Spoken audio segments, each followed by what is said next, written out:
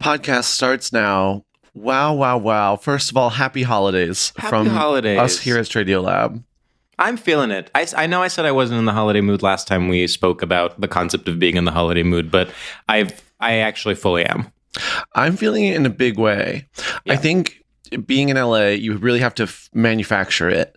And so I've made a conscious choice to put on Christmas music, to pretend like it's cold out. And so I'm kind of feeling it. It's kind of working. You know, I really want to get into LA. First of all, the concept of manufacturing in Los Angeles more broadly. Yeah. Because, of course, like so many things in LA, initially it seems surface level, and then you realize it's actually the deepest possible concept. It's like at first, you want to be like, well, of course, everything's manufactured in LA. You manufacture holiday spirit, you manufacture buzz, you manufacture awards buzz, you manufacture beauty. You go to the doctor, say, I want a new face. Okay, and so initially that seems like, oh, it's this vapid town. No. In fact, it's actually a window into how everything is made. You think it's just LA that's manufacturing the holiday spirit? Honey, it's all manufactured. And not just that, but LA is so much better than everywhere else because it is upfront about it and because it invented manufacturing the holiday spirit. It knows how to manufacture better than anyone else. Yeah. So they can manufacture it in a way that other people can only dream of. And the fact that is the industry, that's the town's industry, in fact, makes it not dumber, but more sophisticated. Like it is, are you kidding me? Everyone else is going around thinking the holiday spirit is natural. They know it's crafted. They know it's crafted, and they are like, all right, let's have a meeting and talk about how we can craft it for Q4. Yeah. On the Paramount lot where I work, they set up a big Christmas tree, and they had Christmas tree lighting with a band that played Christmas hits, and they had fake snow. Mm-hmm. And I'm like, now that is genius. It's fully 65 degrees out, and they're having fake snow, women in little Santa outfits, singing a song about Christmas. It's groundbreaking stuff. It's interesting. Thinking about that, I'm thinking, am I more moved? This is a really important question. Am I more moved by the manufactured fake snow, just by the human ability to create something like that? Uh-huh. Or am I more moved by suddenly everything is fake, you go outside in New York, real snow? Is the fact that breaking through all the fake stuff, is that more emotionally resonant, or is the incredible effort to create something more emotionally resonant? And I don't know. I mean, obviously, from my own perspective, I do feel that the natural snow feels grander. It's nice to be no one created this but the weather. Yeah. And so it feels like it's from a higher power. Yeah, I think you almost have to go through both. You have to first be moved by the fake snow and go through the process of telling yourself, look at how beautiful this is. We did it. We came up with the technology to create snow, and that's enough. You have a day of thinking that's enough. Then you go outside, you see real snow. It's even more moving due to the previous process of convincing yourself that the fake snow was moving. It's this is what snow is based on. Yeah. Snow. Yes, and you're exactly. Wow, snow is based on snow. It's sort of like going to an incredible Michelin star rated molecular gastronomy restaurant, having the meal of your life. The next day, you have to go to your grandma's. You're sort of dreading it. It's tough seeing your family members get old. Last time you saw her, maybe she said something a little problematic. You go there. She said, oh, I made a pound cake. You're like, here we fucking go. You have a taste of the pound cake. You start crying. Exactly. Real snow is grandma's pound cake. Fake snow is gastronomy. Well, we are in it. We are locked in. Should we just start? Well, we should start. And so today we're going to be covering the ins and outs for 2025 because, what a year 2024 has been. Yeah. We have experienced it in so many ways. Shout out to the new pop girls. We have a whole new generation of things. All of a sudden, I would say, it happened so fast. It was a good year for... What was it a good year for? I think it was a good year for change. It was a good year for change. It was a good year for, I mean, dare I say, it was a good year for pop culture. Dare I say. To phrase it in such straightforward, crass terms. Like there's something about even just the triumph of Charlie XCX. Yeah. Alt 1, and it's almost like it won too much. Yeah, and we flew too close to the sun. Gay guys won. And gay guys won. And gay guys won in both good and bad ways. Like, gay guys also won in absolutely repugnant ways. I mean, literally, there are two gay men that are going to, or there's one gay man that's going to be in Trump's cabinet. And now they are, I read this, if he gets confirmed, there will have been 3 gay men total that have been in like cabinet level positions. And of the 3, 2 of them were in different Trump administrations. Who's the gay man in Trump's cabinet? It's the guy, oh my God, that hedge fund manager that Bissett. Oh God, I am so ignorant. I just didn't know this was happening. Oh, so I'm the ignorant one. No. I'm telling you. Scott Bessent. Scott Bessent. Who's going to be Treasury Secretary. Wow. I hooked up with the Canadian Secretary of Treasury once. Oh my God. Well, hopefully he wasn't right wing. I actually don't know where he stood. I just knew that he was the Canadian Secretary of Treasury. Well, I've read a little bit about the Scott Bessent, and apologies if it's Bessent, because, I swear by print media. I'm not going to turn on a television to tell me how to pronounce something. But it doesn't look like his heart's in the right place. Let's just say that. But it's interesting. Of the 3 people, Buttigieg, of course, is the one Democrat, and the other 2, one was in the first Trump administration, one is going to be in the second. Fingers crossed, he's confirmed, y'all, for gay progress. Anyway, the point is, to go back to your assertion, gay won both in good and bad ways. Yeah, and gay won. I mean, lesbians won too. I do think. Well, I think the whole chapel thing is like, well, at least bisexuals won. I think bisexuals really feel emboldened right now. Yeah, but I think Chapel and Renee Rapp did the interesting thing of like really of truly transitioning from bi to lesbian.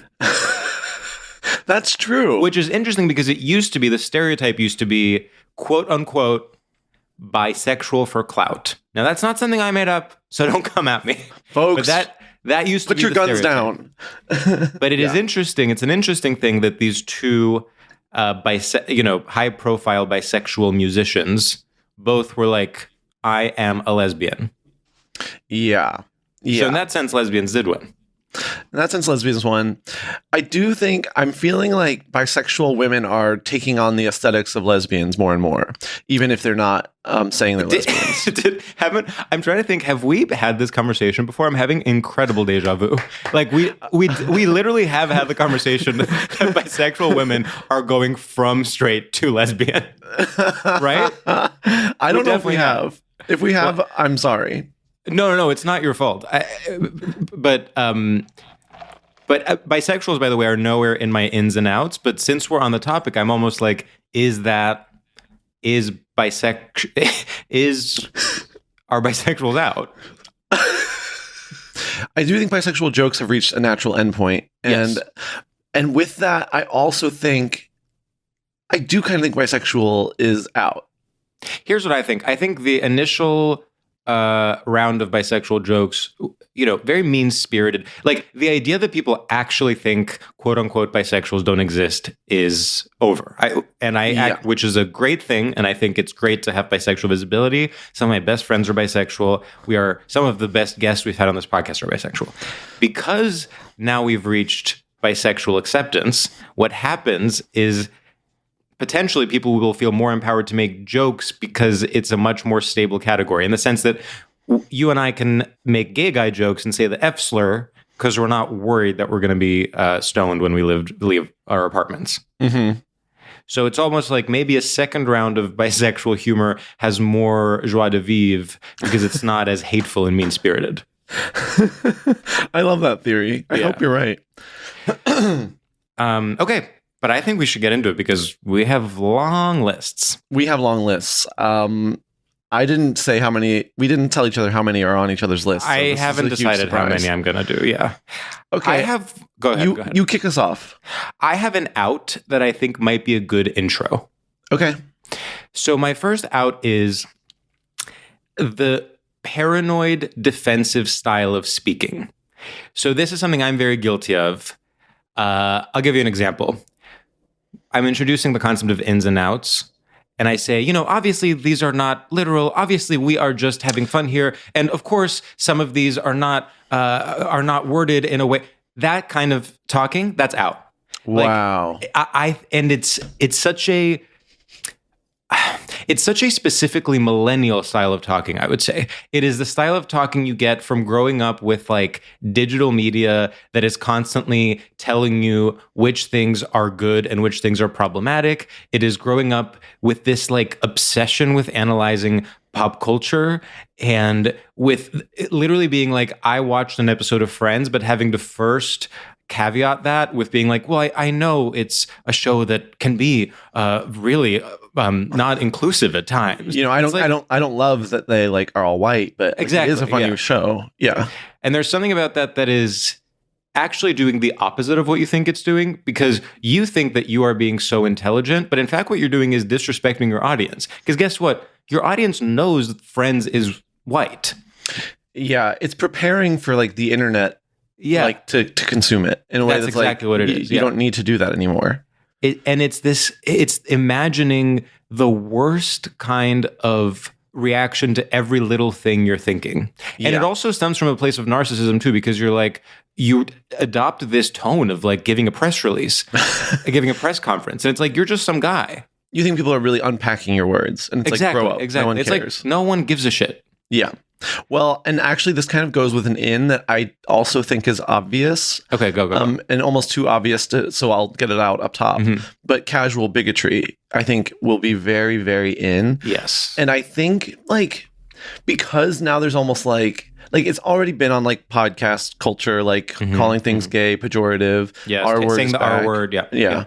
But I think it'll become more mainstream. I think it'll be on TV shows. I think like, and it'll be like in this way that's like self-aware, and they're not like trying to be problematic, but it will be like, we'll look back on it and be like, oh, that was weird that was going on. Well, this is the classic. The first time this happened, then it was. There was like a famous internet essay about this, and I wish I knew where it was.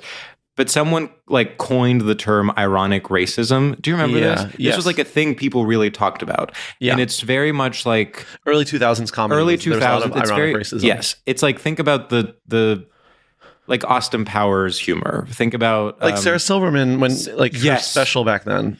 Sarah Silverman special, blackface, Jimmy Fallon doing blackface, like this kind of thing. My worry is that this new round of it will actually be like more violent, or not violent, but like less ironic. Like, yeah, I'm almost, there's a real mean-spiritedness to it that's like a backlash to the kind of the latest wave of political correctness that, let's say, was defined like the 2010s. Mm-hmm. And which is why your like way of speaking, I think, ties into it, because people aren't going to be worried about whether they're coming off as bigoted. They'll be like, well, yeah, it's like, I don't care if someone misunderstands me. I don't need to caveat this. Yeah. Which, I mean, it is a bummer. For sure. It's like going to be annoying. And it's going to be like, it's like a little, it's like the evil calls. Like it will feel fun. Like you'll want to be bad and be like, I can do that. But you like, well, it's this false promise of freedom. Like you're sort of, it's such a warped view of freedom, because what you actually want is not to be racist. What you actually want is to like be allowed to make art. and I wonder, and a certain type of person gets a rush from saying something inappropriate, and that masquerades as real creative output or something. Yeah. I think you will see like a stand-up comedian who is straight like do a gay character as and it'll like be viral. This is my prediction. These are my predictions. Just when I thought I said all I could say. Okay. Yeah. Let's see. I can do an in. Okay. This is like Christmas. I feel like we're like sharing presents for each other. It's so much fun. Okay. I have two that are very related. So I think cultural, like elitist forms of art, like going to the opera, going to the ballet, going to the theater, but not like Broadway musicals, like going to the theater and being like well-versed in Chekhov's plays. But especially things like the opera and the ballet. And then related to that is formal wear. Like I said last year that workwear would be out. I'm taking it a step further. I really think we're going to start seeing like ties. Like people wearing ties to their tech job. Like I think ties are back in a huge way. And not bow ties, because bow ties have a flair, ironic flair. There's going to be, it's going to be like your father's Brooks Brothers tie. Yeah. Related to this, the Met Gala theme this coming year is the Black Dandy. Mm-hmm. And I think potentially like the aesthetics of the dandy will really be in the culture in a way that will then remind people how fun it is to dress in sort of formal, over-the-top ways. And they'll be like, opening their closets, looking at all their pairs of Stan Ray pants and Carhartt, and they'll say, oh my God, what have I been missing out on all these years? Wow, this is an interesting theory. I think you're right.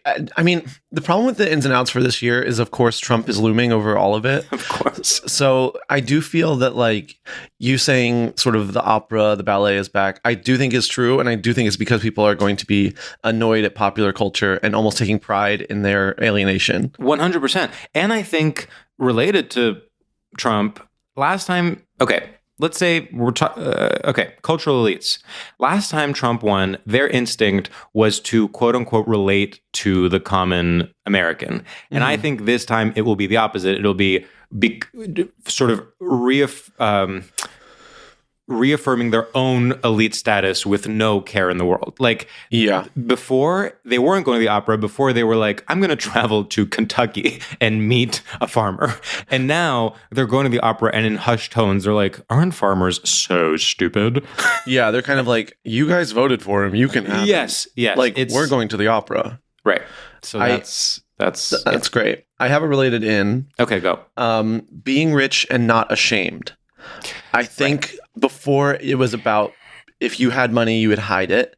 And now I think we're going to see, like, I think early 2000s really did this too, where it's like, you really like are like, ooh, I want to be rich, like that girl's rich. And that's awesome. Like, oh, we have to go to this club where all the rich people go.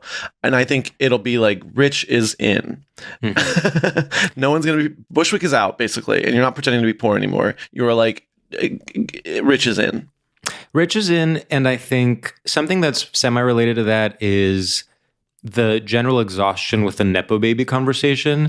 Like, it no longer scratches an itch to be like, look, I discovered his tax returns. He's rich.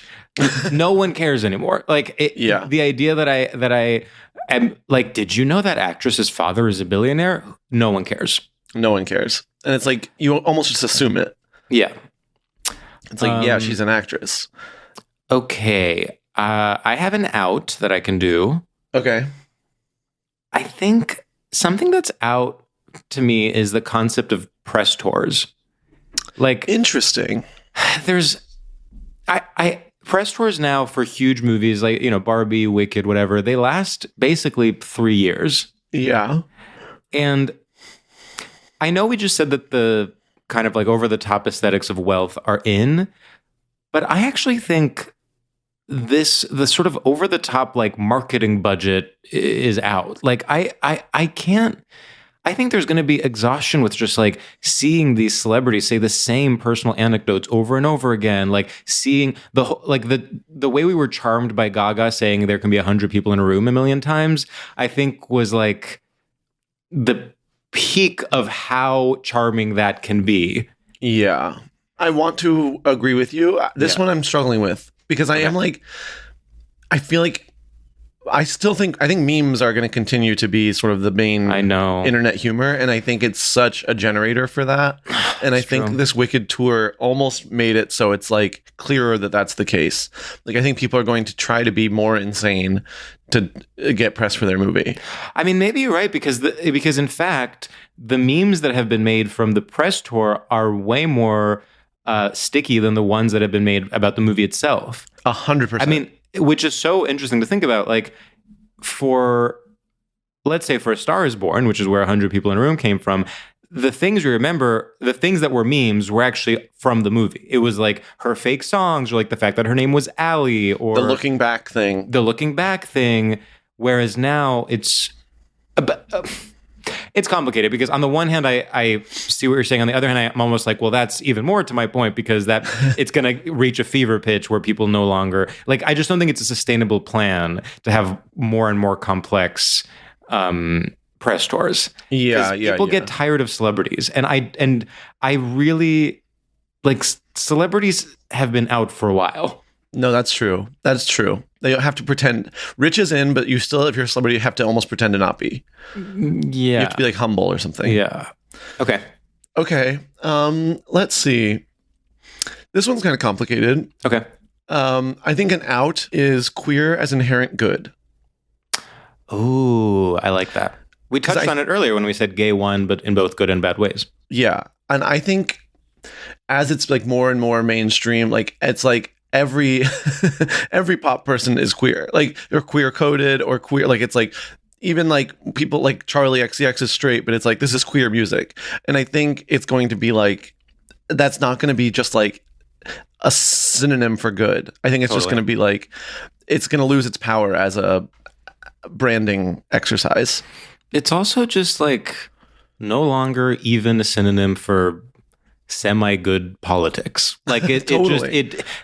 At one point, even the word queer was like reclaiming a slur, and it meant that you had more radical politics than someone who referred to themselves as gay. Obviously, I'm painting in broad strokes. Oh, look, I'm doing defensive talking. And I just think it's over. And again, in ways that are both bad and good. Of course, yeah. In some ways, what we have always wanted is like mass acceptance, where you're not defined by your sexual identity.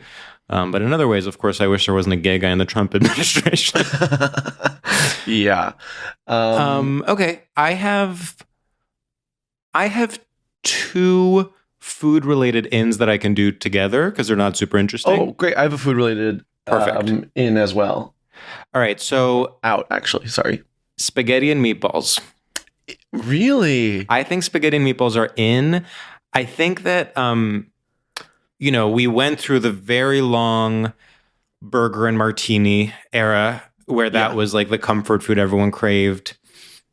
And I just think the next chapter of that is spaghetti and meatballs. I like having people over and having a giant bowl of spaghetti and meatballs, and like, I think there's going to be a sort of like Alison Roman-esque. Actually, Alison has a great meatball recipe, but I think there's going to be like some sort of viral moment or something that, or even like a movie moment, like a Lady and the Tramp spaghetti moment. Like, there's going to be something that puts spaghetti on the meatballs back on the map in a big way. I actually am saying this from personal experience because I had a dinner party where I served spaghetti and meatballs, and I got more compliments than I've ever gotten on like more difficult things I've cooked or baked or anything. That's basically all anyone wants.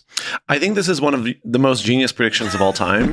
The way that instantly when you said this, it clicked with me. And I'm like, because people still are wanting the simple, they're still wanting to feel that burger and martini vibe, but they've had enough burgers and they've had enough martinis. Like, I think you're so right about the spaghetti meatballs. Do you have a like cocktail? Like, yes. What's the cocktail? Okay, it's not a single cocktail, but I think Amaro-based cocktails are gonna be big. Last night, so we sort of just have not like restocked our alcohol in a while, and we have a very random assortment of things. So when people come over, I'm constantly being like, "Do you want a vermouth and soda?" Like, because I just like don't have enough stuff. And we had this random bottle of Averna, and this bottle of Prosecco, and I looked up and I made an Averna Spritz last night for we had a friend over, and it tasted like a sort of a twist on like a Diet Coke. Like it was this like beautiful kind of like syrupy but not too sweet, spritzy but wintry drink. And I mean, I think Amari have been in for a while. I'm not reinventing the wheel here, but I think specifically not on their own, not on the rocks, not just with soda, like slightly more complicated cocktails that are Amaro based, I think could be almost like a bridge between the more simple martini and the more complicated and outdated like craft cocktail culture of the 2010s. Mm-hmm. It's almost like we went all the way in one direction, then we went all the way in the other direction. Now a happy medium is an Amaro-based 3-ingredient cocktail. George, I'm feeling so electric. I'm getting chills. You're making me like see the future. And here's a prediction on the fly. Yeah. Go. Saying to someone, do you want to get a nightcap? Do you want to have a nightcap? I think this is going to happen in a huge way. Wait, can I sorry to get ahead of myself. I'll then give you the opportunity to do 3 in a row, but I have one that's related to that. Oh, great. Okay, one of my ins is having people over, parentheses, but not for dinner. So, George, I wrote down out dinner that is about food. Yes. Okay, so first of all, dinner parties. I'm not going to say dinner parties are out is ridiculous. Obviously, we're all going to still have dinner parties. But dinner parties as this like incredibly branded, important thing is out. Like that was very much like a post-lockdown. Totally. Let's fucking do this, roaring 20s. Like we're going to make shrimp cocktail, blah, blah. But what I think is going to happen to your nightcap point is having people over for drinks, having people over for tea, having people over for coffee, and then you also made a little bundt cake. So you serve them a little, a slice of cake with their coffee, maybe a few cookies, bowl of nuts. Mm-hmm. Not something where you haven't even prepared something. You're just like, you go out for dinner, and then it's like, do you want to come over for, dessert? And then you just take out literally a thing of Haagen-Dazs vanilla. I'm excited. This actually makes me excited for the future because I have been a little bit like, what is the trendy? What's going to be fun? And I'm like, this sounds so fun. It's actually almost like sitcom level. You can walk into your friend's apartment. Yes, 100%. But you also know not to stay too long. You're like, exactly. I'll stay for like an hour and a half. Yeah. Wow. Okay, go. You can. Okay. Yeah. So I said dinner that it's about food. This is, I should have brought, I'm going to do 2 quick ones because they were related to previous things that we talked about and I should have brought them up before. One is Brooklyn, and as Manhattan is in now. That's sort of related to the wealth thing. Sure. Yeah.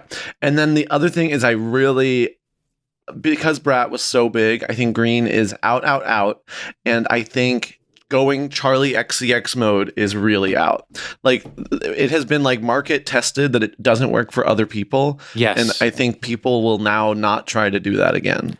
No, it only works for her because it's like authentic to her experience and because she has been perfecting it for 15 years. Yeah. And people will probably still try, but it in a less like you won't see like Katy Perry do it again. You won't see Camila Cabello do it again. Yeah. I definitely agree about green because it's not just Brad, it's also wicked. It's also wicked. Green was just everywhere. I mean, pink, the green and pink and wicked was just such an assault that I think people are going to move away from those colors. I think we're going to be seeing blues, yellows, let's say purples, Yeah. Some night reds, even a burnt orange. Burnt orange for crying out loud. Okay, I'm realizing that I have a few that are related for ins that maybe I'll just combine them into one thing. Great.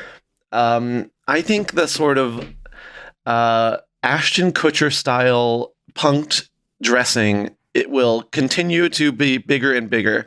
And that includes, I think, that his haircut, that like mop thing. Mm-hmm. I think stud earrings are going to be back. Oh, okay. And I think goatees.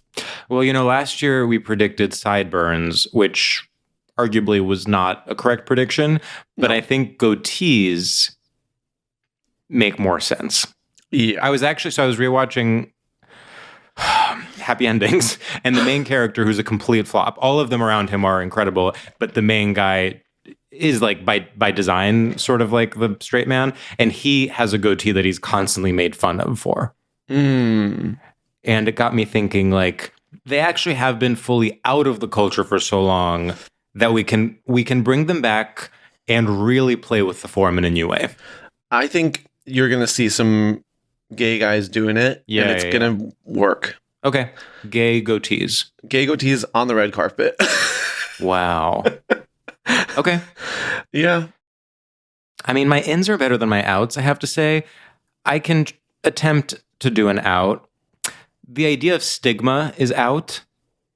Like, I think that both stigmatizing something and reclaiming a previously existing stigma are out. Like, as a mode of thinking, as a way of organizing thought, it's just like not how things are going to be viewed anymore. Because I almost think that the idea of stigma is inherently related to a monoculture. There has to be like a common language for something to then be stigmatized against the common mainstream culture. And so when you don't have mainstream culture and you just have a bunch of different subcultures, it's like something can be stigmatized in this culture, but not in this culture. And it can be like a good thing here, but a bad thing here.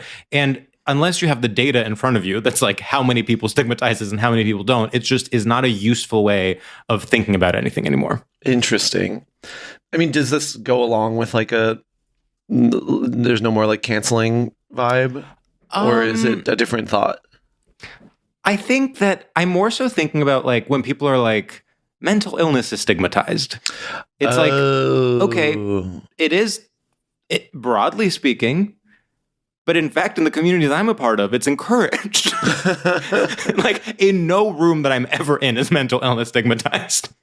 Or even if you're like something about around like queerness or body type, or like things that are traditionally considered less than whatever the desirable version is. Yeah. Okay. This is making sense to me. Obviously, people still face oppression and people still face like discrimination. But the concept of a stigma, I think, is like the wrong way to look at it.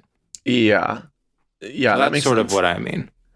I like that. I think this works. Okay. Because you won't be stigmatized. You'll just move to a different culture. Exactly. That's exactly what it is. Hop on over to somewhere else. Because a stigma implies like a red, A for adulterer. Okay. I have an out. Okay. I think making fun of cringe liberalism. Oh, so out. So out. I think like making fun of like in this house we believe, like stuff like that. You're just sort of going to be like, yeah, I get it. Like cope however you can. I think it's going to be like, I don't think it'll be happening as much because I think people are like, don't feel a fire under them. But I also think when it happens, you'll be like, yeah. Or it's like making fun of Hamilton. It's like, it's over. Yeah, totally. Who's going to make fun of Hamilton? Or like, there's just something. It used to feel fresh to rediscover things from the Obama era. And obviously we do this more than anyone, to rediscover things from the Obama era and think of them in a new light. But enough time has passed that the Obama era is now basically what the Clinton era was then. Like, you just have to accept it. It happened. Folks, that happened. So that happened. Wow. Okay. I'll do an in. I think that aerobics could make a comeback. Wow. Because I think it's the only form of trend-based exercise that hasn't made a comeback. Yeah. Like, even this is not a form of exercise, but even like line dancing has become like a cool thing queer people do. But aerobics, which has all the makings of something that would get a nostalgia-based comeback, especially in a like post-yoga, post-Pilates world. Plus, we have all this dance music. I think people also, everything is a brand activation and a fashion collaboration now. So it's like someone's going to go ahead and make some, fluorescent colored aerobics clothing. I'm actually surprised this didn't happen with the Barbie movie. Dua Lipa. Oh. Yeah, the Barbie movie and Dua Lipa. Yeah. It like should have happened. Huh. I like this theory. I wonder how they're going to like elevate it from just nostalgia. I know. Because like I wonder in like an Aloe world, like how are they going to make it like Instagram girlies love this? Yeah. And I'm not sure what the answer is, but I mean, it'll be like in a Soul Cycle way. Like it'll be like a dark room. Right. It won't be, to be clear, it won't be cool. I'm not saying this is going to be like a cool thing, but Soul Cycle is the perfect comparison. It'll be like some company that has seed, like venture funding will be like, oh my God, you know what we haven't done in a while is like a good aerobics craze. Like it worked the first time. It's been long enough. You know what I predict? Then there's going to be some viral interview of Jane Fonda responding to it and people asking her like, so what do you think of the new aerobics craze? And she'll be like, well, you know, there's a reason it worked. Like blah, blah, blah. And then people like clips from her aerobics tapes will be viral on TikTok. I love this. Yeah. And okay, it may have missed with Barbie and Dua Lipa, but with the substance, I think they could, yes. could pop out. Oh my God, of course. Substance. I forgot about the substance. Yes, of course. Yeah. Okay. All right. Okay, let's see. I have a really controversial one. Go. Okay, this is an in.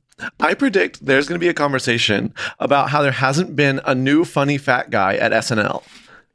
Whoa. I think in the same way that there was a conversation about like there hasn't been a black woman on like when like in 10 years ago when that was happening. Yeah. I think there's going to be like we need a new funny fat guy at SNL, and people will be like nostalgic for like John Candy. Yeah, like Chris Farley. Like people are going to be like, this used to be the thing, and they're going to like want it again. Like I think with the 50th, people are going to be reflecting on who used to be there, and that used to be such a thing that people would say is like SNL always has like the funny fat guy, and I think there's going to be a conversation about how there hasn't been like a wild funny fat guy in a while. Wow, fascinating. And that fits it so much with the rest of where culture is going. It's like literally it used to be that people would be angry that there was not more racial diversity on SNL. Yeah. Now it's going to be people being like, why isn't there a funny fat guy? And it fits in with the like casual bigotry, sort of this like thing of like, I can say this. Why isn't there a funny fat guy? Yeah. Okay, let's see. I think one of my ins is, and this is controversial, I think that San Francisco has been hollowed out and sort of beaten down so much with a combination of Silicon Valley transforming and then leaving, the pandemic, the various like controversies around local politics there,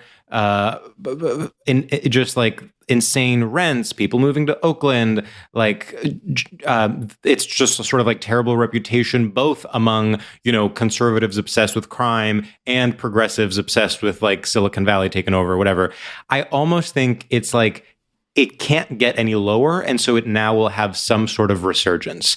Like there's going to be some, maybe it's like a local artistic scene of some sort. Maybe there's going to be a new band that's from San Francisco. Maybe there's going to be a thriving art scene in some way. And then maybe there will be some TV series or film that's about a community that lives in San Francisco. Then maybe people will remember all the different things that they loved about San Francisco. Or maybe it's an even more nostalgic thing where there's going to be like a movie about like Haight-Ashbury hippies or something, and then that'll be a trend. But I just think like San Francisco was so cool, then it was so uncool, and I think it has to like circle back. I like this, and I really hope you're right. Like, there is something, when I think about San Francisco, it is like, this is like so sad. Yeah. It really is like one of the bleaker things that has happened, and you just like sort of move on because it is a fact. It's just like, yep, tech ruined an entire city. It's just crazy. And you have to just be like, okay. And it's like, no, it's like, we haven't actually addressed this. Like, this used to be a thriving city with a cool vibe. One of the great American cities. Yeah. It is completely hollowed out. It is crazy. So something, something's gonna rise from the ashes, I think. Has tech moved out? Is it? Well, a big part of it is like, first of all, a lot of tech has moved to like Austin and Miami and places like that. I mean, Austin especially has just become this like huge tech capital. The other thing that happened, especially during the pandemic, was because everyone started working from home, downtown San Francisco was just like really like hollowed out in this way. There's like all these empty buildings, but then they're not being made into affordable housing or anything. So it's just, this sort of like, it was this like ghost town. That is interesting. But San Francisco is defined back to the gold rush by booms and busts. Like it just isn't a stable place. Like there's always going to be, incredible eras of immense wealth and then eras where, things are not going well, and it always somehow bounces back. And it's also very like amenable to new ideas. So it might be something completely different. It might also be worse. Who knows? Hey, sometimes you got to get worse before you get better. Yeah. Well, I hope they come back. It's a gorgeous city. It really is. God. And we're going to go there soon. For crying out loud. Oh my God, that's right. We're going to San Francisco Sketch Fest. I forgot. That's literally That's literally the only show I have planned for 2025. So same. See you there. See you there. Okay, let's see. These are complicated. Okay, I think an out is like, I think public feminism. I think we're gonna have like a high profile woman be like, I'm not really a feminist, like, and almost be like there's gonna be sort of a throwback vibe to like feminism. I actually love men. Like I think it'll be like misinterpreting, of course, and wrong, but I think that it's going to happen where I think feminism as like a branding thing is out, and it'll be like, I love men. And feminists, and then it'll be like feminists are lesbians. I love men. Women defending men. Yeah, I love men. I think women defending men is hugely in. Yeah, and it's like this again. All of this, it's all cyclical. Like because that and Trump is looming, of course. Yes, Trump is looming. But it is all cyclical, and I think this will come back. I know it's it's funny. Feminism is one of those terms. Of course, there is an actual history of feminism, and there are actual definitions, and you can, there's like, feminism is also like a lens through which to view politics and culture. It is an academic line of thought. It is like it is a liberation movement. It is all these things like in actuality, but there's also divorced from that just the specter of feminism in like the mainstream popular imagination that's almost literally a different thing. You know what I mean? Like the actual concept, the substantial concept of feminism is so different than what at any given time in the 90s or 2000s or 2010s is meant when a random person on television says, I am a feminist. Yeah, 100%. I mean, I'm realizing in going through these, yours are way more optimistic and mine are really cynical and pessimistic. I don't think that's necessarily true. I mean, I'm doing many more ins. I'm trying to think like, I have a pessimistic one. Oh, okay. All right. So I think one of my ins is I think AI will be in for longer before we get a backlash. Like, I think the obvious thing would be to say everyone hates AI, it's out for 2025, but I don't think that's the case. I think that like, everyone's distracted by like, oh, AI created images and like, look at this crazy fake image where this guy has like 7 fingers because it wasn't created well, and like, oh, this AI created poem is like actually shitty.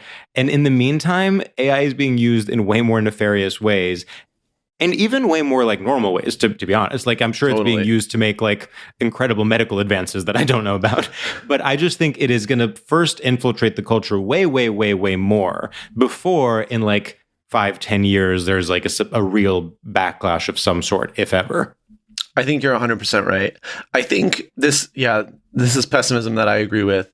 It's sort of the Elon thing where it's like, Elon shouldn't be winning. Like, everyone who we know hates him. Everyone on the internet hates him. It's like he's a punching bag for like everyone. And yet, like, he is still in charge of Twitter. He is still like in charge of the government. Picked the president. Like, he has all the power somehow still. And I think AI is like this too, where it's like, yes, everyone posts like, oh, this sucks, this is bad, but it's like it's winning and it's going to continue to win. No, there's something about it that it's just becoming the new. It no longer is like this mysterious thing on the rise.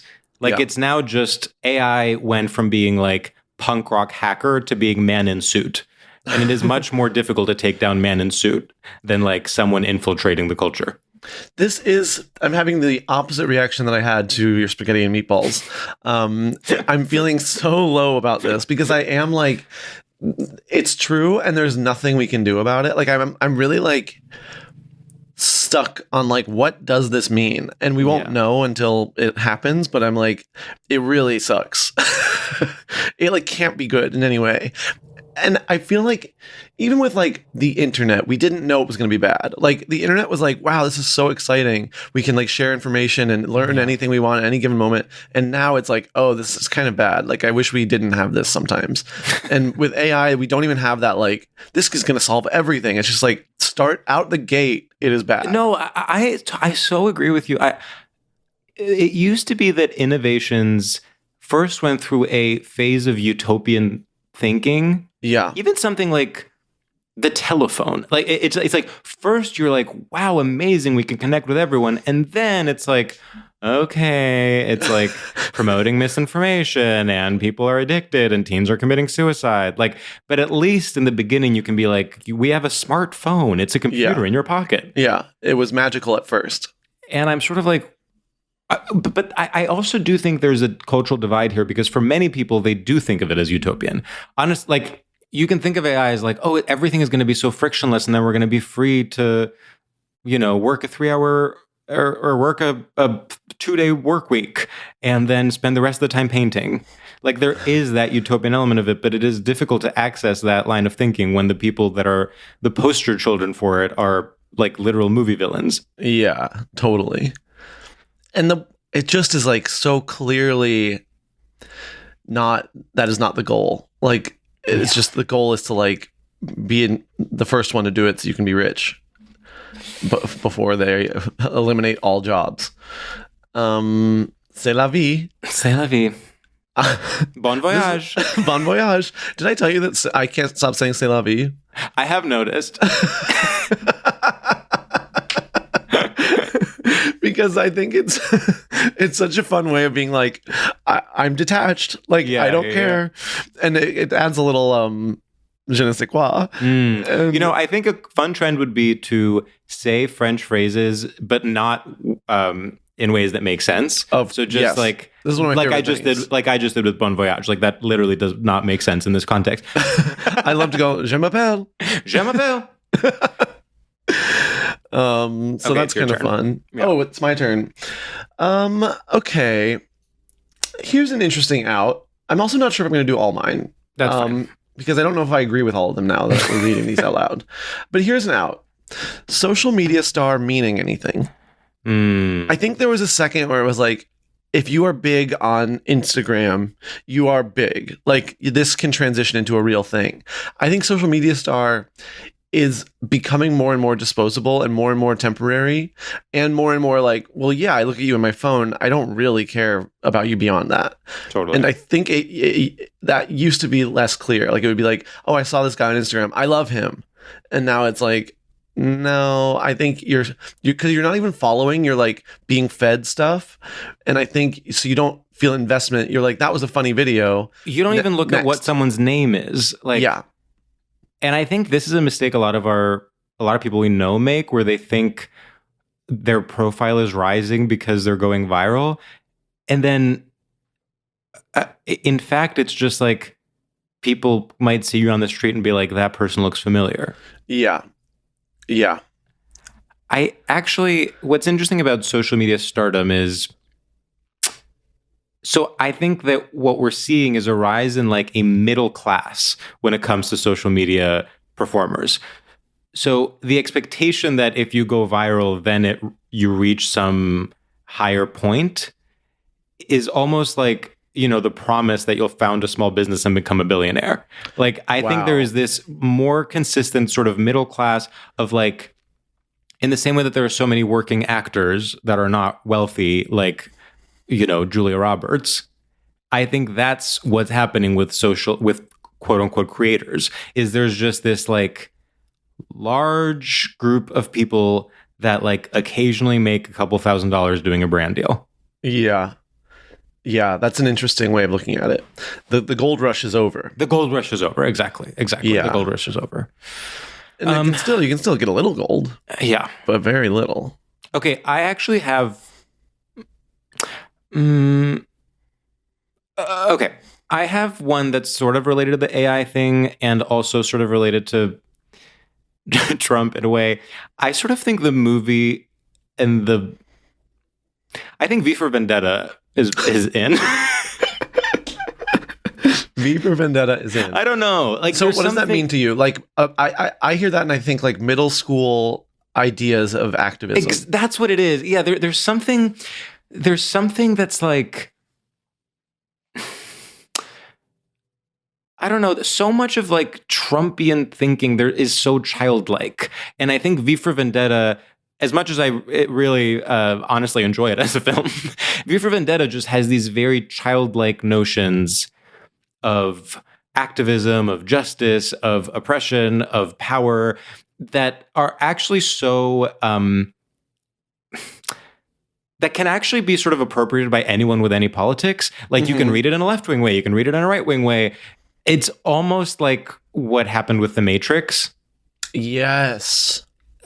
And I don't know. I think everyone thinks they're the V for Vendetta. They're on like the good side. Yeah, and there's also, I think, I have generally noticed just like a rise in violence being socially, like the idea of violence on both sides. Well, the assassin. Honestly. We have to talk about the assassin. Right. So this is the thing. Like, I think that on the right, violence has very much in the Trump years become, or even like violent language, let's say, has become way more socially accepted. And I think something that's happening now with the assassin and even with the Trump assassination attempt is you see like respectable Midwestern moms being like, oh, he should have gotten him. Like, there is just like a comfort with almost like gallows humor about violence. Mm-hmm. Well, it is true that, there's something about like the system's really not working. Yeah. And like people are like, well, there is one thing that can work. And like people are being driven insane enough to be like, okay, let's do that. Like, at least let's celebrate it when it happens, because it's like nothing good happens systemically right now. Like, there's very few wins for like the people. And so I do think that when the violence happens, it's like fun to be like, hell yeah, we got them. Totally. Yeah. And it almost feels it doesn't even feel dangerous, because you're like, literally nothing good will ever happen. Yeah. This is just like, we're all just doing a little dance. Yeah. I'm like really trying not to, I think when this comes out, it'll be like, let's see, like, it'll be in like 2 weeks or something. Mm-hmm. And so who knows where we'll be with the assassin story. Oh, of course. Yeah, sorry. For everyone listening, know that we still don't know the identity of the assassin of the, United Healthcare CEO shooter. We don't know his identity, and he has not been caught. So who knows what will happen in the next 2 weeks. But what's currently happening is people are making jokes about how he's hot on the internet. And I'm like, genuinely trying not to get swept up in assassin fever, because I know, like, because it is such a juicy story, and it is so like the bullets had writing on them, and it was like it was political, and you're like, but don't you think that's so V for Vendetta? It's so V for Vendetta. The bullets having writing on them. Are you kidding me? That's so middle school. Yeah. And yet I'm like, finally, like, I'm like, this rules, and I'm really trying to check in with that and be like, when I'm, we're almost like horny right now. Like, we're horny for violence. And like, I'm when I come, I'm going to be like, What was I thinking? Why was I so horny for that? Yeah. And so I'm trying to not be so horny for it, but I am like, there is something where it's like very attractive to me right now. Yeah. God, they should make a horny that you don't regret later. Oh my God, that would be crazy. I would not ever need to, work another day in my life or produce art. If there was a horny that did not make you feel shame later, are you kidding me? The way that, like, I feel like it's been happening more and more, where I will come and then I'll be like, what have I been doing the last 4 days? No, it's like, bad. I have been completely thinking wrong because I've been horny without knowing it. Like, but also take me back. This is men shouldn't be allowed in the government, folks. Okay, here's a weird out. Okay, go. And it's not that controversial, but Disney. Oh yeah, totally. I think Disney is like so out. And I think before it was like Marvel is out, but I think now it's even further. Like even like adults being like, well, this animated movie is actually really good. I think that's out. I think Disney is like beyond out. Yeah. All these live action remakes it's sort of shocking how, I saw the trailer for the Snow White one and I was like, oh God, you're doing CGI dwarfs? Oh wow, I did not see the trailer for this. It's really shocking, actually. Like, and I know we have left behind calling things problematic, but like, I'm sorry, have little people not been through enough that now your way around it is not even casting them in case it's offense? So you're literally doing basically like prejudiced caricatures of little people that as though they're animals, as though they're CGI animals. I was shocked when I saw that. No, that is such a great point. I'm honestly like surprised they're even making this movie because you're just going to step in it in so many ways no matter what. But as we've said, like cancel culture is over. So maybe it's literally like it's going to be fine. It's going to be fine. But that for some reason they're canceling. Is that Rachel Ziegler? Is that her name? Yeah. Why, they're canceling her because she doesn't like. She's like, yeah, I feel fine about Snow White. She's like, I didn't really grow up with it or something. She's like, she's not doing the Ariana thing of like crying every time she's interviewed. Totally. And so people are like, she doesn't care. Something I sort of appreciate about her is that she kind of does refuse to play the game. She's always sort of saying something randomly controversial, but then she's also not being controversial enough that it's like slay queen. You did that. It's just sort of just putting her foot in it constantly. She's sort of just being like, can we wrap this up? Like at all times. Exactly. Yeah. And I think that's cool. Yeah. Okay. I have an out. I think Sacha Baron Cohen is out.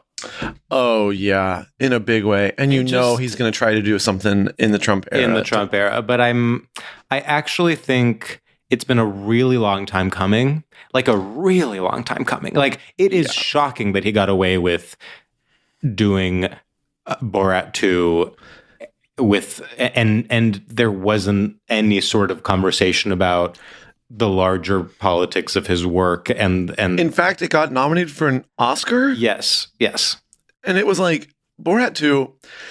There's this thing about like in music where like the album sales more reflect the album that came before, and I really think that Borat 2 is that for movies. That's genius. Yes, it's so true. Because people just loved Borat 1 so much that then they were like, well, we have to support Borat 2 because Borat 1 is so beloved. And they're like, but I think actually, if a Borat 3 were to come out, the backlash would come so hard because no one actually liked Borat 2.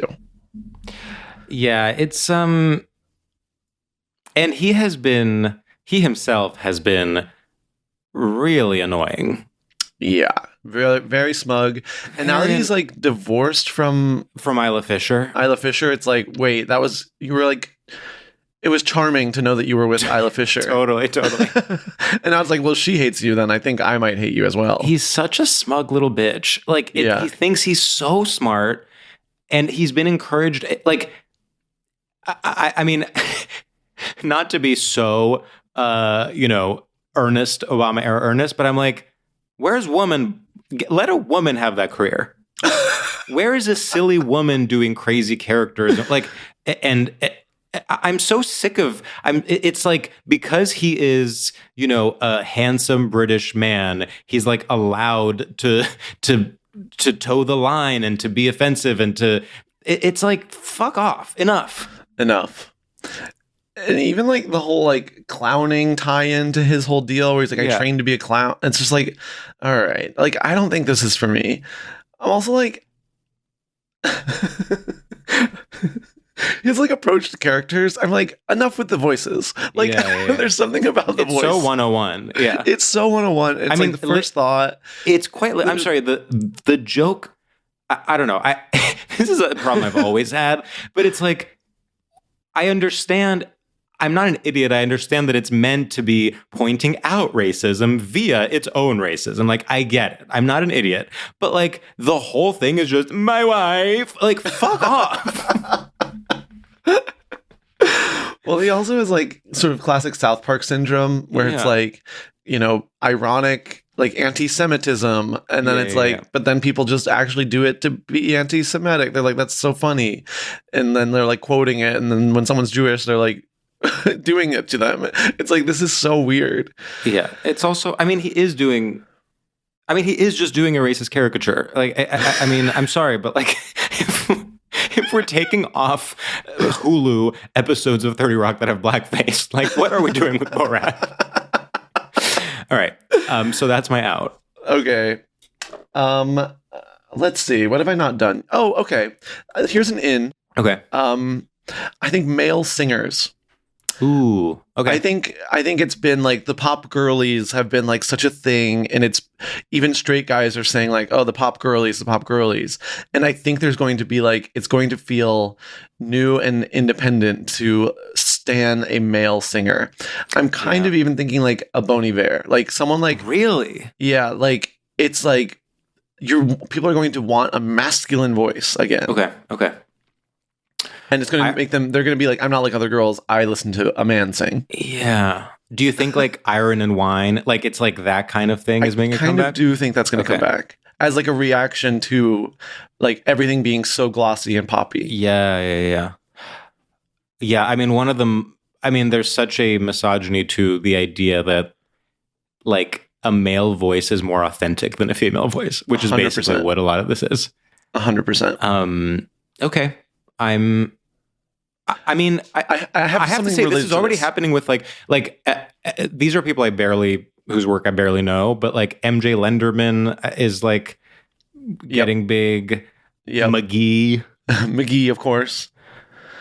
Also the Bon Iver record I think is like well received. Yeah, I think it's going to continue. I think it's going to continue trending, and similarly, I think. We've seen it a little bit, but I think like the TikTok generation is going to continue to find 2010s indie rock and reappropriate it in ways that people our age are annoyed at. And like, I think they're going to like find like Of Montreal, and like there's going to be like a viral trend to Of Montreal, and we're going to be like, what the hell?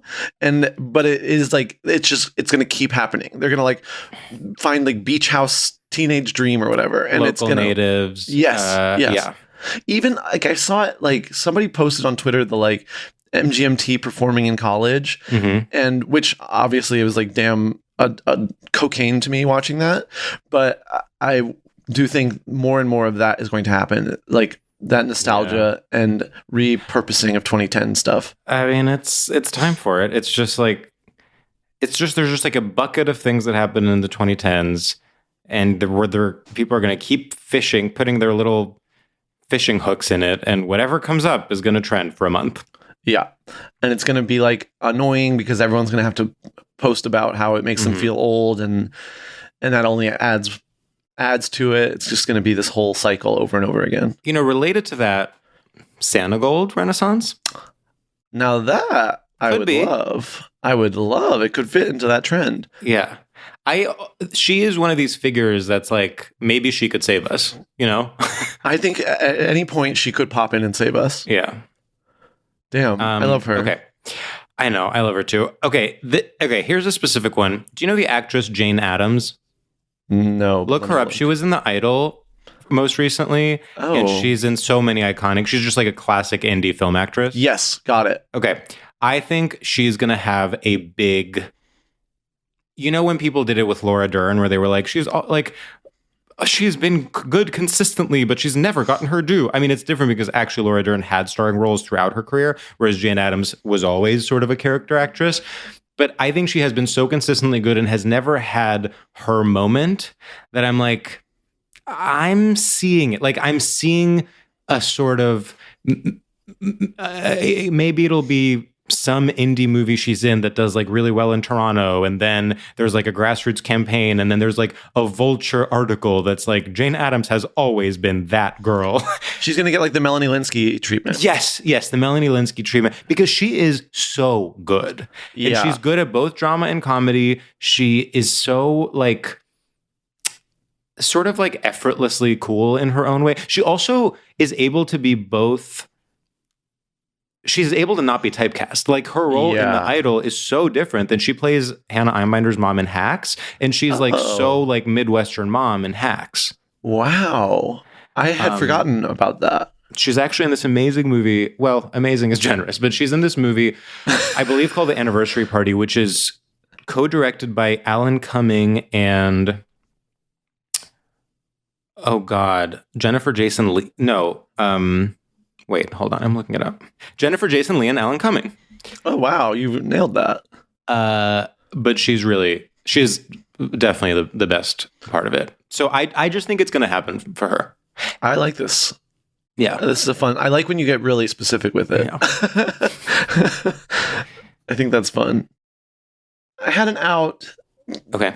That this is complicated, but I think Florida is out. Like, Sam. I think caring about... Wait, what? I have a third section called question mark, which I can't decide if it's in or out. And it's just two things. It's Florida and it's satire. Florida, so I literally kept going back and forth because I was like, there is an argument to be made for both. In some ways, it's never been more in. It is like MAGA central. The like crazy...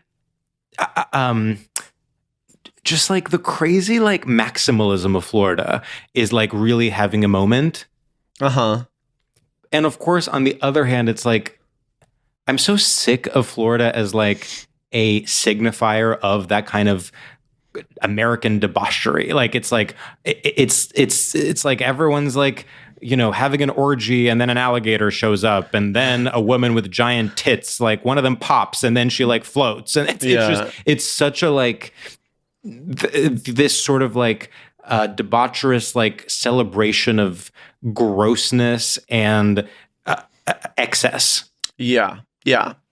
And I think it's just like, I think people are sick of it. I think people are sick of even jokes about it, and people are sick of like caring about it. And so I think it's like there's going to be crazy political things that happen under Trump in Florida still, like the book burning, whatever. It's like banning all these books, banning who knows what, like trans people from going to bathrooms. And it's like, but people are just going to be like, well, fuck it. Like, that's Florida. I'm not going to think about it in like a weird way. Like, I almost think like it's sort of the same thing about, you said going to the like ballet and stuff, where there's something about Florida where it used to be like, we've got to do something, or we got to make fun of them. And now I think it's like, they're their own thing and I don't really want to hear about it. No, it is sort of this weird amusement park people can move to if they like don't want to be in the real world. My friend Tarpley, who's a journalist, wrote like some big feature on how it's becoming like Trump central, and this was like 3 years ago. And so through that, she met all these kind of crazy characters, and one of them is this woman. She has 1 million Instagram followers, and her thing is she is a realtor with comically giant fake boobs. Like, they're literally like, it looks like she's a cartoon. They're so large that her dog can lie on one of them and take a nap on top of it. Whoa. And her entire feed is pro-Trump and pro-Israel, like, disinformation. and she's like this, she looks like one of the cock destroyers. Like, and she's literally like, if there's 3 things you gotta know about me, I'm a realtor, I have giant fake tits, and I love Donald Trump. Like, and you're just sort of like, where do we go from here? Where do we go from here? It's confusing. Okay. Let's see. I have. Oh, this is a quick one. Solo shows are out. Like, sort of. This, things like Nanette and everything had a long tail.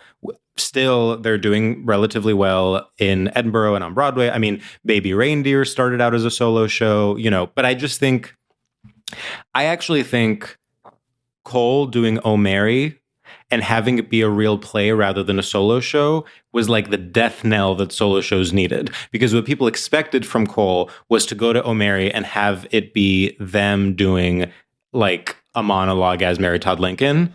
Uh-huh. And I think the fact that they were able to like not only not do that, but really succeed at not doing that means that the new thing that people are going to try is doing their own Oh Mary rather than doing their own Nanette. Damn, that is so smart. I think it's hard for me I hadn't thought about that because even though I've seen Oh Mary and I know it's not a solo show, to me, in my mind, I'm like, well, that's Cole's solo show. And it just fully is not. It is a play. It is a play. Yeah, people are going to do that. Yeah. And I also think if there are solo shows, they're going to be very unserious. I think they're going to be silly. Yeah, totally. I think the self-seriousness. And they're going to have a twist. Like, I think it could be that, like, partway through, a second character is introduced, and you're sort of shocked because you're like, I thought this was a solo show. Yeah. Or it's like, actually, I was thinking about this when we had Casey Jane Ellison on the pod. That type of thing could be a new take on it. It's like, it is a solo show in the sense that it's a one-woman show, but it is fictional and she's doing different characters. Like, that could maybe work. But what's out is like a comedian having trauma and having a show shaped around that. If you have trauma, pack it up, mama. Yeah, literally go see you in Florida.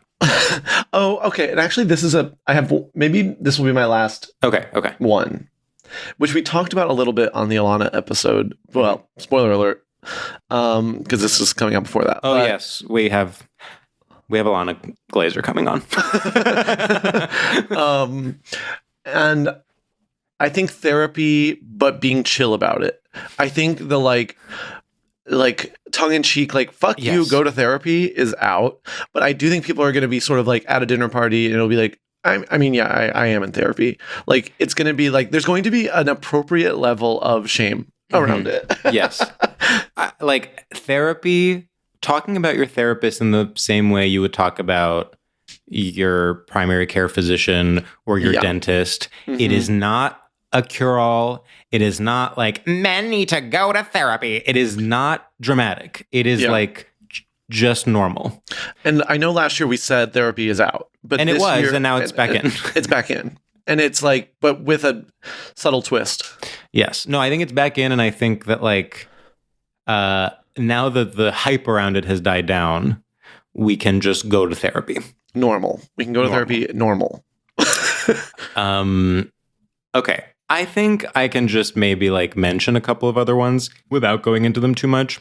I think in the same way that gay men, in my mind, unsuccessfully ultimately tried to appropriate pearl necklaces, I think the next stage of that is like New Mexico style turquoise jewelry. I think it's gay men wearing like, the turquoise jewelry that like a really liberal mom would wear in Arizona. That is so funny.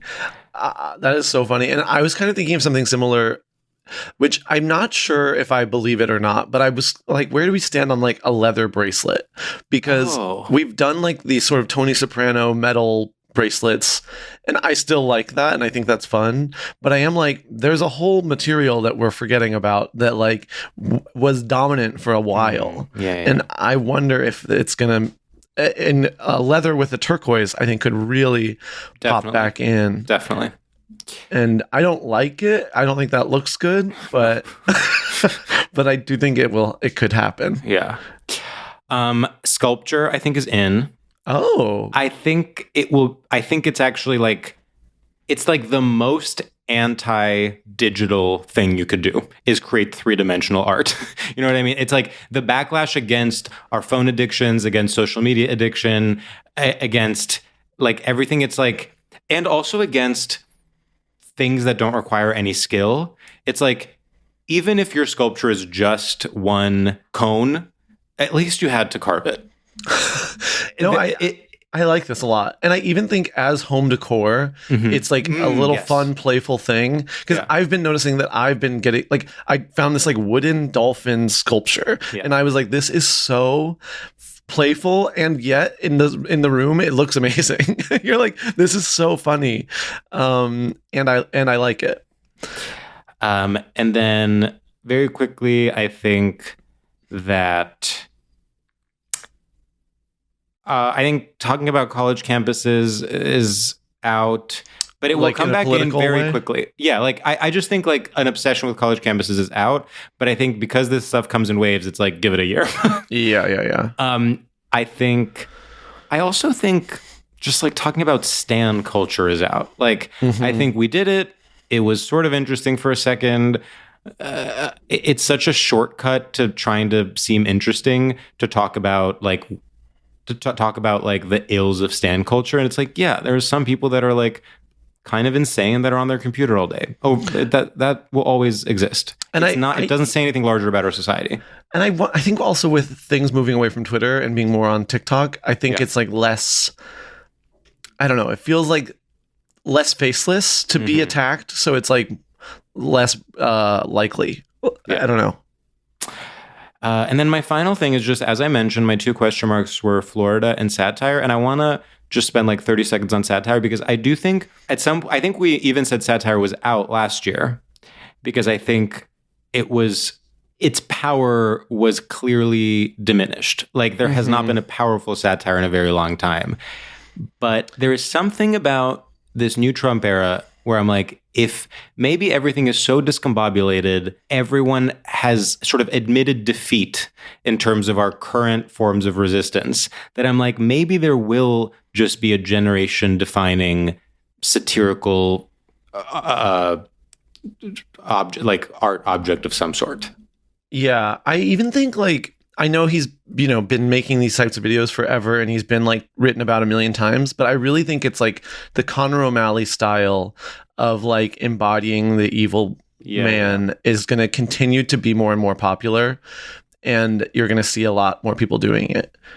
And I think like, I actually think I really like his style, and I think he will like, I wonder what he'll do in this new Trump era, because it is like, he has such a way of like being insane about it that I do think is like the only thing to do. I know. I wonder, I've been actually really wanting to watch the Boots Riley show, I'm a Virgo. Oh yeah, I haven't seen that. But there was when Sorry to Bother You came out, I was like, this is something. Like, what if this ushers in a new era of this kind of satire? And then I just think it's really hard to get things like that made. Yeah. But I wonder if a Boots Riley sort of more bald-facedly like commenting on like money and like systems rather than on like Trump has a silly voice. Yes, exactly. Yeah, I think that's a good idea. Yeah. I mean, even the substance, I don't think the substance is an amazing satire, I'm sorry to say, but I think it is, it's on the right track. Hey, the more I sit with it, the more I'm like, I loved that movie. No, I liked it. To be clear, I just don't necessarily think it was like an amazing satire. I think it was like an amazing kind of like crazy over the top body horror movie. Yeah. Well, I mean, I think this has been good. I feel like this is an electric episode.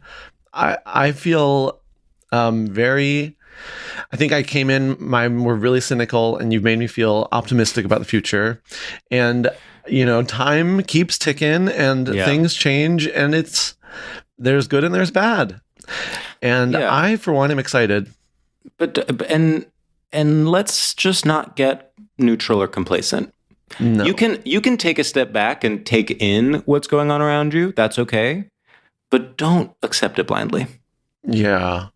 Have a nightcap and talk about communism while you're there. Nightcaps that's like maybe the biggest idea we've had.